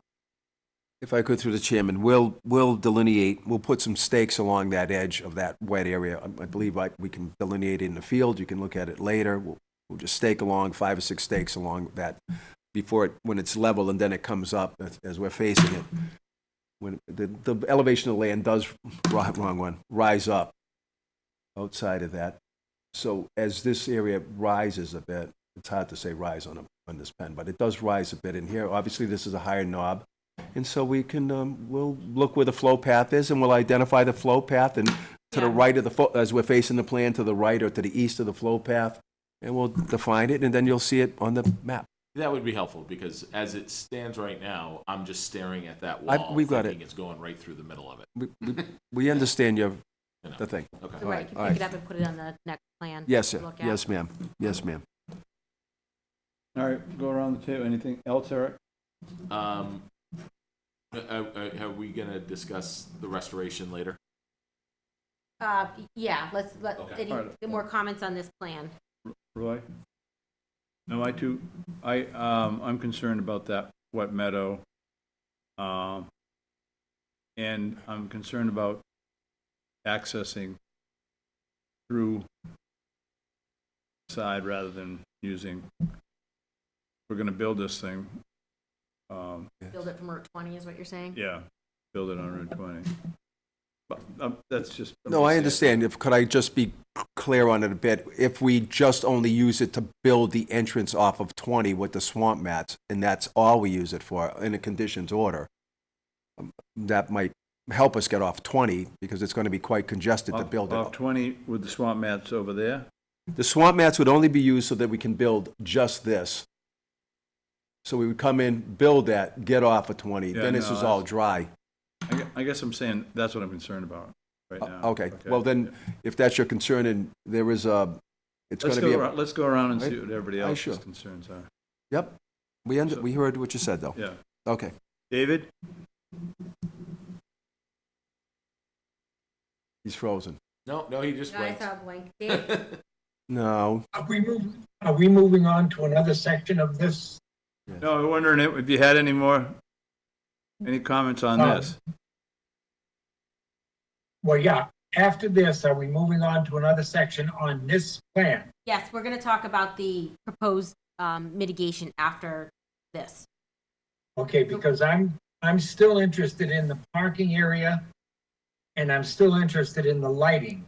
Okay. And neither one of those has been thoroughly addressed in my mind. Okay. Okay. Stephen?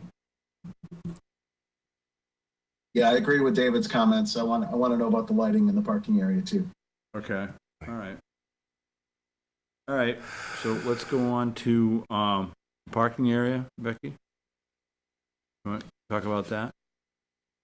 Okay. Becky, could you start by indicating how far away the closest part of the parking lot is to the river?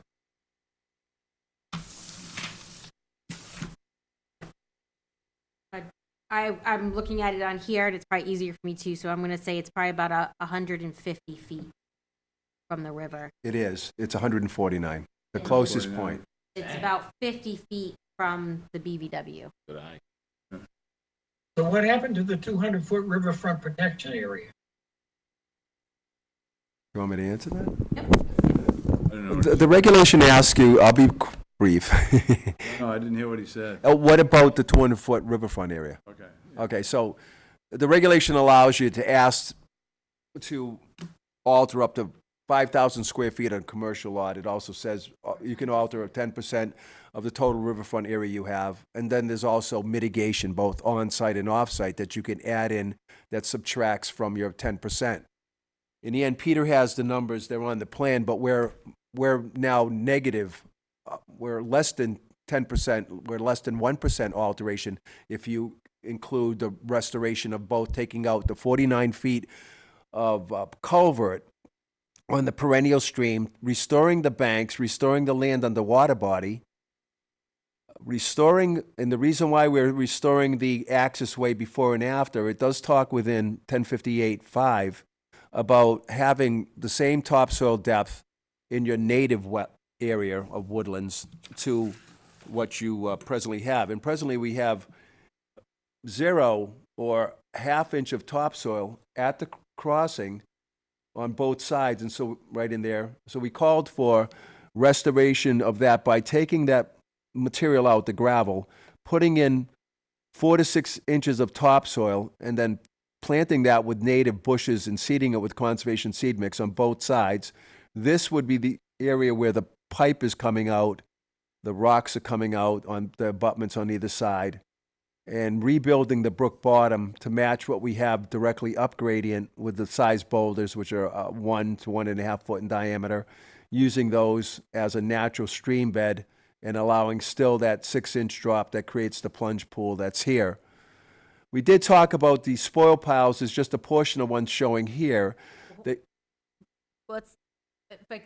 Well, he said mitigation. Yeah. So Dave, what Glenn's saying is that he's showing that he meets he's talking about the state standards for riverfront area and proposing mitigation. And under the local bylaw, you can do a 2-to-1 for mitigation. So they're under DEP's thresholds for what they are allowed to impact within riverfront area, and they're providing mitigation. Our bylaw requires for 2-to-1. So if the commissioners feel that they're not impacting the interests of the riverfront area, he can move forward if he's demonstrated that he's not doing that. And he's trying to demonstrate that he's not, and that he's gonna provide this mitigation to meet the standards. But that's where the lighting part of the situation comes in. Because the Exactly. lighting situation is going to be right at the park area. Yep, and And that's one of the therefore, that comments takes- that we had on one of the Yes. past detailed agendas, the concern about light, sound, fencing, that I've asked that, right, there's a narrative that kind of goes through the comments that we've had and work to address those. And I think that's gonna be important to demonstrate that. We've said that in the past a couple of times, that that's kind of the big concern here too, is the wildlife habitat impacts. And that's important to demonstrate that that interest will not be impacted by this project. Okay. Can I make a comment? Can I make a comment on the lighting plan? I think that was Peter asking if he wanted to comment on the lighting plan. Yep. So we did have a lighting plan done, and it should be in part of the plan set. So if you look at the lighting plan and you look at the foot candles in the back of the building, that whole back parking lot is going to be zero. There's going to be no lighting in the back of that building. The only lighting is in the front along the entrance and along the side. There's no lighting in the back. So if you look at that lighting plan, that whole back parking lot, all the way from the back of the building, is all zero. So it's not going to have any glare into that riverfront. Even though we show parking area, there will be no foot candles in the back. And we did submit the lighting plan as part of the plan set. Peter, I think you Peter. might misunderstand. It's not necessarily the lights. We're talking about headlights and causing. There's going to be headlights that are going to be accessing back there at all times of the day, 24 hours a day. No, you're right. You're correct. And that's it's not just the fact that there's going to be Overhead light lights. poles and overhead, which can be directional. Those truck lights can get fairly bright, and it's going to disturb if we don't do something to mitigate that. Okay. No, I just wanted to make it clear that there wouldn't be a consistent glare, like a light would not be on consistently shining into that riverfront area, Okay. because And it would be. Yeah, that's useful to know too. And I think that, in my comments, I have it in here too, like, all of that needs to be in the O&M plan too, because someday somebody who's, changing light bulbs on the site's not gonna know that from the plan set too. Right. So just, things that fall, like that should be included in the O&M, just to.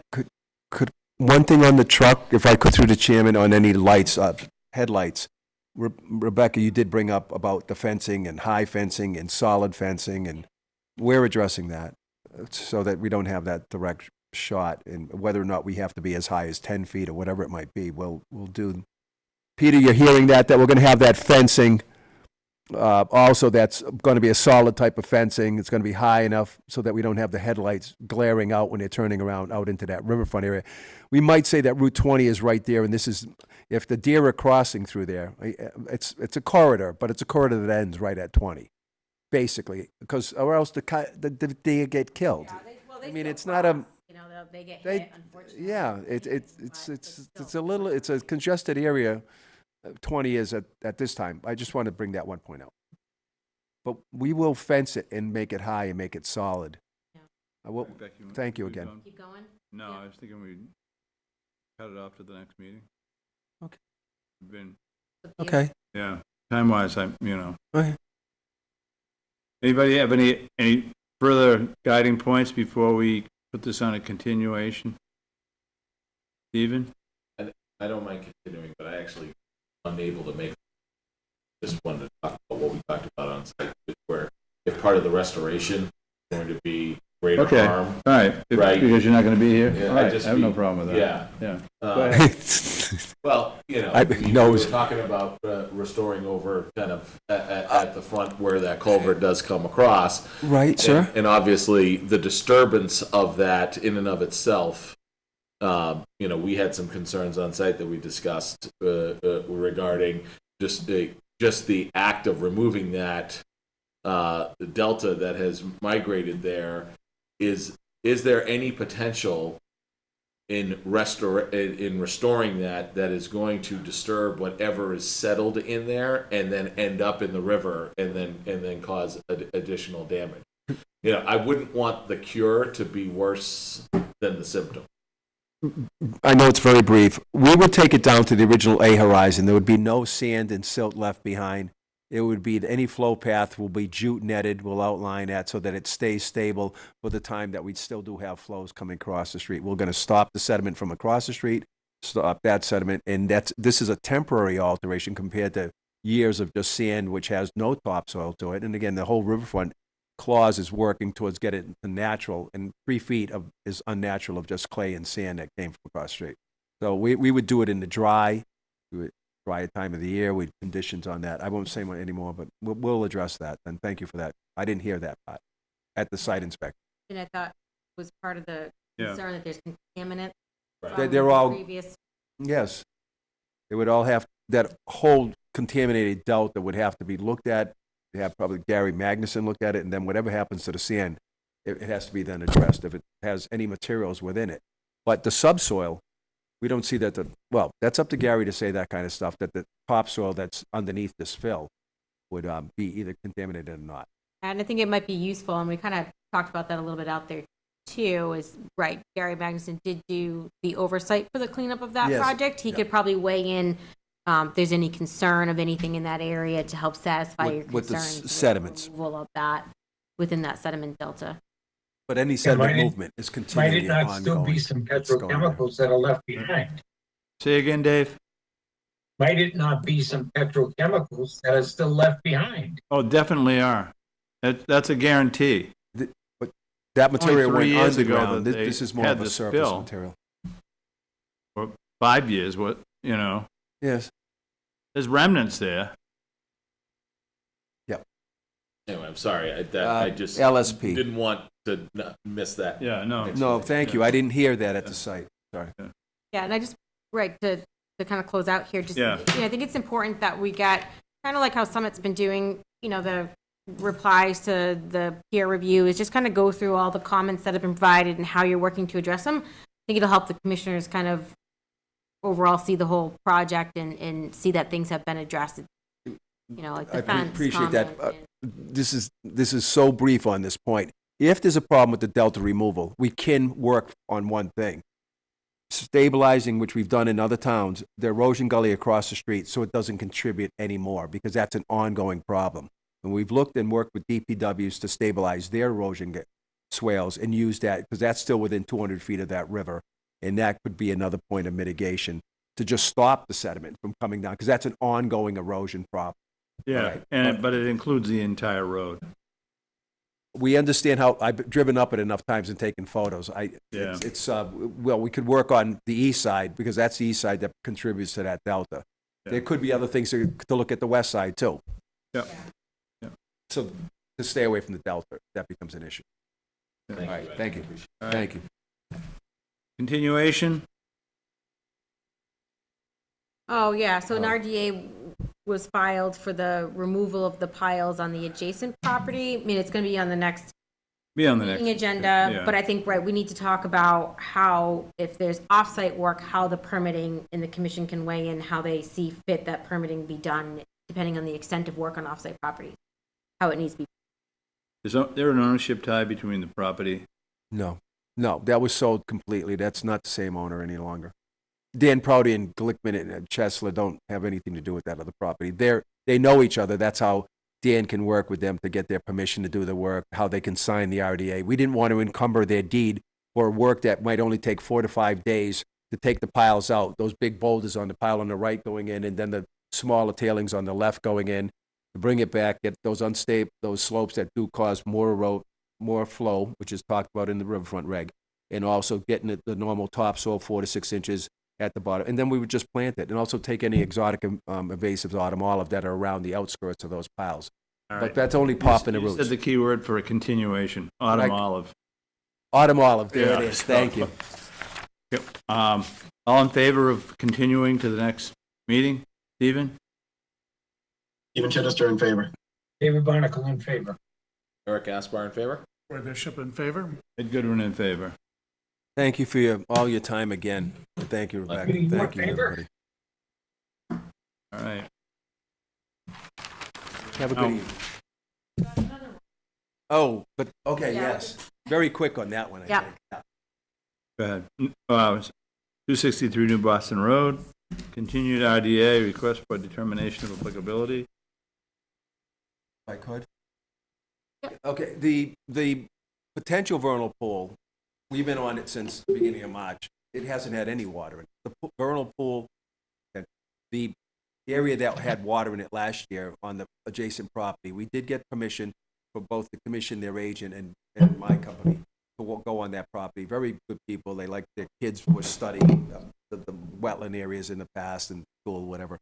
And so we were down to 1 or 2 inches of water, approximately 4 feet by 4 feet on the earlier photos of just before that 1.3 inches we had last Thursday and Friday. It did come up to about 12 by 7, with about 4 inches of water. This is the one behind the house to our right if you're standing on the road, to the north. We've been listening for any kind of spring peepers, gray tree frog, those are back species, or wood frog, which is obligate. We have seined it for any fairy shrimp. Right now, I just viewed tonight and took photos of 9 egg masses of spotted salamander on one of my vernal pools that I'm studying, refuge vernal pool on my property. So it is time, and they're laying. We know that wood frogs have been out for in that warm spell a week and a half ago. They kind of diminished over this cold snap we had. They're out and they're working and they're finishing up. So, again, it's shallow. I asked Rebecca if we could look at it together. I believe we said next Tuesday. Yeah, I'm gonna go out on Tuesday when I go out for my normal site visits, stop by, take a look at it, but And I'll right, be and there then, too. right, continue to the next meeting. By then, we should have a good understanding of what's going on out there, and before that meeting, just kind of submit a report with all your photos Yes. and all that stuff, and we can, And if the commission still wants to wait to that exactly, I think that is the 3rd week of April, right? 21, did you say? yeah. Generally, things are wrapped up by then and all eggs are laid. Like I just said, I don't say that term. What I just said again, the eggs are being laid. Wood frogs are earlier. They hatch out generally June, 2nd week of June. Spotted salamanders and those abysmuses, except for a marble, are at the end of August. They hatch out. So we're looking at the duration of water, how much water, anybody chorusing out there. Those are what we're keeping in our notes. We flag it every time we're there. We flag it and put the date and time we're there. Plus, we photograph of it. We've been listening.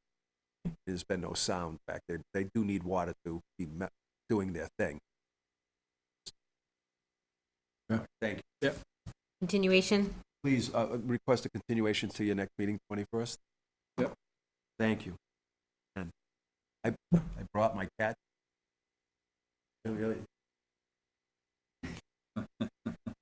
Well, the last time you said you had the click. It was, but Now I did. All yeah, right. but we might as well just take it. The cat doesn't need it when I'm not there. We vote on that? I'm sorry. All in favor of the continuation? Eric Gaspar in favor. Roy Bishop in favor. Ed Goodwin in favor? David in David favor? Barker in favor. Stephen? Stephen Chittis in favor. Thank you. Yep, thank you. Thank you for your time. We are Again, now good night. on 235 Podunk, continued ROA, RDA, excuse me. Yeah. Saying. So this has been continued for quite some time. We did recently speak with the applicant. They have been waiting to reschedule perk tests out there. They've just scheduled some with the Board of Health in April, before our meeting. So he's asking for a continuation to the 21st. I did speak to the Board of Health agent. He is waiting on, there's potentially 2 lots or just 1 lot out there. He's asking them for information about the wetland upland ratio according to the zoning bylaw that is required for lots. That's been something that we've been asking for too about out there. It's unclear they meet that. So it might only be 1 lot out there. So he's asking for that Is before that he wet? goes out to schedule perks. That wet, huh? Because it needs to be 90% Yeah, it's, contiguous yep, upland. yep. 90% contiguous upland, of whatever the lot size requirement is. So if it's a Yeah. 1 acre lot, Yeah. 43,000 or 40,000 square feet, whatever is less. Yep. So waiting on that information, but by the next meeting, hopefully we'll have some information and we can move this forward. So he's asking for a continuation to our April 21st meeting. Okay. Anybody else have a problem with that? Boy. David, any problem with the continuation? For Podunk? No problem. Stephen? I'm fine with a continuation. All right, and that's twice, times 2? Well, you want to just say the other one out loud? Oh, yeah, okay. Yeah, everybody said yeah. Sure, sounds good. These are Now all we're on, well, affirmative. it's the same address, and we talked about. Right, you just got to vote again. All right, Continuation for again, the, Stephen? In favor, Stephen Chittister. Yeah. David Barnacle in favor. Ed Goodwin in favor. Eric Gaspar in favor. The bishop in favor. All right, Becky. all right, number 9, we're on to wetland decisions, 172 Lake Road. The request for a certificate of compliance, DEP file number 300-882. This was a single-family house addition on a developed lakefront lot. Work included some drip strips along the edge of this addition. A letter of substantial compliance and as-built plan was received. I did go out and do a site visit. Project is in compliance. The drip strips were along the side of the addition. I see no concerns with that and recommend issuance of a complete certificate of compliance. All right. Any discussion? All in favor? Stephen? Stephen Chittister in favor. David Barnacle in favor. Ed Goodwin in favor. The bishop in favor. Eric Gaspar in favor. All right. Next, number 10, this is 19 Mashpog Road, an emergency certification that needs to be ratified. This is for Thousand Trails Campground. Ed and I went out there and issued an emergency authorization for them to replace, there was 2 culverts that were, that carry an intermittent stream out of the pond on the site. They were metal pipe and had crushed. They're blocking up and water was going out over the top of the road and washing out and going onto a private property. They did submit a plan. Like I said, we did a site visit out there.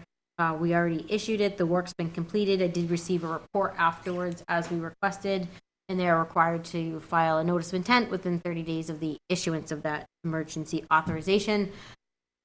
According to the regs, it needs to be ratified at the next meeting after issuance. I recommend ratifying that. All right. So we're looking for approval? Mhm. Any discussion on it? It was a simple crush.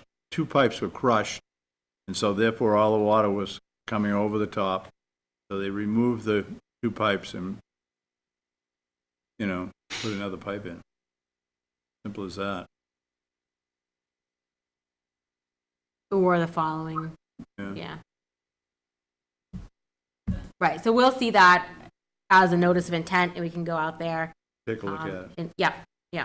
But the emergency certification, it needs to be approved by the board, right? Exactly. Yep. All in favor? Stephen? David Barnacle in favor. Stephen David? Chittister in favor. I'm in favor, I did it. The bishop in favor. Eric Gaspar in favor. Okay. All right, next we're at approval of the minutes from the March 10th meeting. Motion to approve the minutes from the March 10th meeting. Second that. Discussion? Seeing none, all in favor? Eric David Gaspar in Barnacle favor. The bishop in favor. Ed Goodwin in favor? Stephen Chittister in favor. David Barnacle. Great.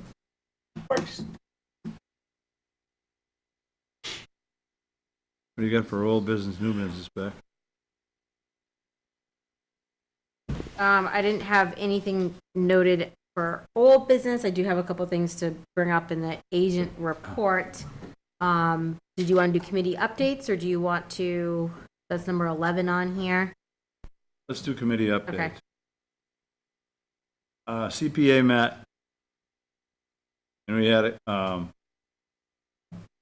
or 3 budget approvals that we put in for the town meeting. Trails was one, cemetery was one, and a third one that we had was for what do you call it? The housing authority, the new housing authority that we voted in 2019. We gave them $28,000, which they requested to go out and hire a person to start the housing authority. But they wanted $100,000 worth of seed money, and we said no. We voted it down. I think that's the first thing that we've voted down since we've been doing it. Also reading the details of the new housing authority objectives, I find it in total conflict with the town of Sturbridge. It's going to be interesting to see going forward what the rest of the residents do. They say it's already been voted in 2019, so there's nothing I can do about it. But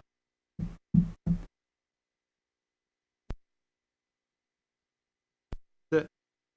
No more. Who's next? Trails? David? Oh, yeah. Oh, yeah, we lost you at the last meeting then. Can't we just browbeat you for a couple of meetings, David, and have you say you haven't done anything on it?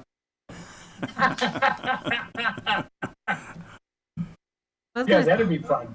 Yeah, just so everyone's aware too, we'll get, when it's done, we'll get it, but the Conway School has been working on the Trails Master Plan update.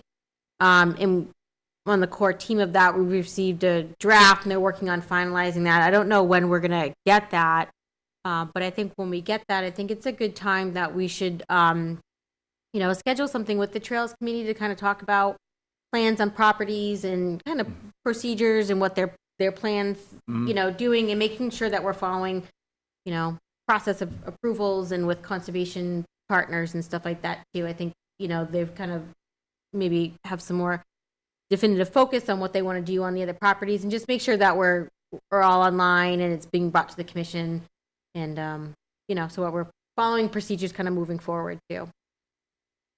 One of the things that we should pay attention to is that in 2007 or 2008, when we actually brought the Trails Committee back to life, it was done with a memorandum of understanding between the newly founded Trails Committee, Conservation Commission, and the Board of Selectmen, where the Board of Selectmen said that they wanted the Trails Committee to be a function of conservation. We never took it that way. We always felt that it was a partnership where we would do what we could to help the Trails Committee, and the Trails Committee would ask us for help when they felt they needed the help. Mostly what they needed the help with was paperwork, which overburdened Beck for a while and could potentially continue to do